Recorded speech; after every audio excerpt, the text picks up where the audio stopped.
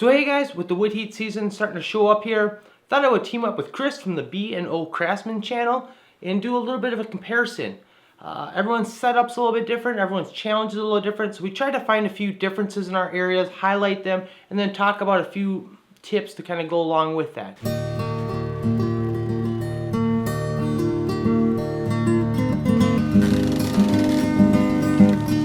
So I personally prefer to work with my splitter more in the horizontal position unless I'm working with some fairly large rounds. I found it a lot easier on my knees and my back, and if I set things up right, I can pull the wood right off the trailer without hardly have to bend over, just get it split, and then right onto the wood pile.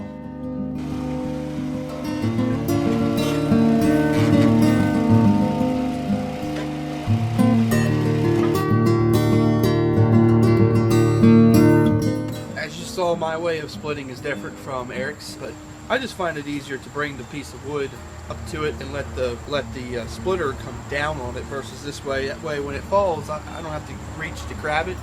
So it's really just a preference, but I find that it's easier to get a big piece in.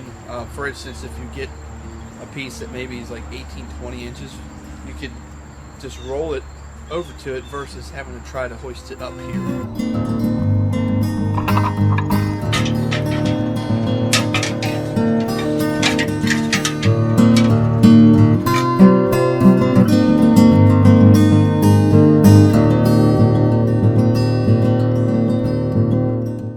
So when I'm cleaning my chimney, I use a steel brush.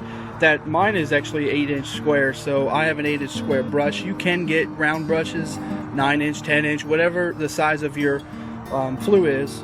Now I picked them up for about $15, and my rods are about $7 to $8. I did get them at a surplus store, so you can purchase them probably roughly about $10 a piece at Lowe's or Home Depot. So unlike Chris, when we moved into our place, we didn't have a mason chimney at all. And we ended up going with one of these pre-manufactured chimneys. These are pretty nice. This is a double wall stainless steel. You do have to be a little careful when it comes time to clean these though. You don't want to use a wire brush to do this. You want to use a poly brush. The nice part about us actually having it on the outside of our house like this is it makes it very easy. We run a brush up and down our chimney way more than we need to, probably once a month, because it takes us about 5 minutes. We can brush it all from the ground. And then somewhere during the winter when the snow finally melts off the side of the roof here, I'll get up there, climb, and just inspect the chimney cap just to make sure everything's going. But that generally is the place that most people seem to struggle with creosote issues. It's actually on the chimney cap itself. If you have a screen on there, that tends to be the area that clogs, and then you don't get a decent draft that comes up, and you can tend to get smoke pouring into your house. Depending on the brush head you get, sometimes they'll have a loop on one side that allows you to tie a rope to it, so then you can drop that rope down, pull the brush through. A lot of times they'll also have a threaded in there so you can put it on some sort of flexible rod and run it up and down. If you have someone come out and professionally do it, a lot of times they'll do a little bit of extra service, so it might be a good idea to have someone professionally do it every 10 years or 5 years. I'm not sure what the recommendation is on that, but a lot of times they'll come out with a camera and run it up and down just to make sure everything's looking good inside your chimney, especially if you have a mason chimney. I know some of the bricks and stuff can start crumbling on the inside, and it's just an extra reassurance.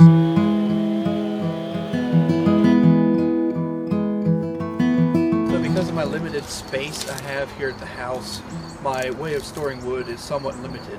I can basically store about 2 years worth of load, but I can't go with like a 5-year plan trying to get that much wood. I just don't have the space. When it's time for me to bring the firewood in, I usually will set my firewood here and in a room back behind here. Between these two spaces, I have about 1/3 of a cord that I can bring in, and that lasts me for about a week, or if it gets really cold and we're consistently burning a lot of wood, probably about 4 days, and I got to load in more wood.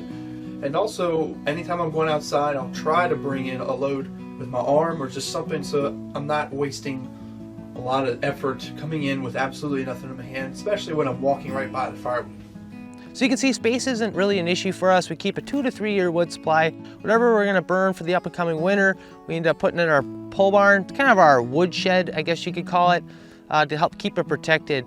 We do have to do a little bit of thinking with our layout out here. That way we can still get farm equipment out here to do this hayfield, as well as when it comes time to cut the grass, I want to get off and have to weed whip as little as possible. So trying to limit a lot of the turns that are in there and still being able to make it accessible where we can just pull up, load up the trailer and take off.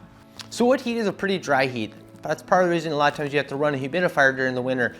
And we've noticed a pretty big improvement if we bring our wood in about a week or two before it ends up in the stove. It helps dry it out just a little bit more. So we try to keep a 2 to 3 week worth of wood supply down in our basement. We also keep an additional stash out in our garage. Part of the reason for that is if we end up getting some big snowstorm or something like that, it takes the pressure off and have to get trails open up to go get our supply that's out in our pole barn. You do want to be a little cautious though, because if you bring too much wood in, you can degrade the air quality of your house. So I hope some of these tips were helpful for some of you guys. Make sure you go over and check out Chris's channel at B&O Craftsman. I'll make sure I put a link in the description below. He does a lot of woodworking projects, a lot of tool reviews.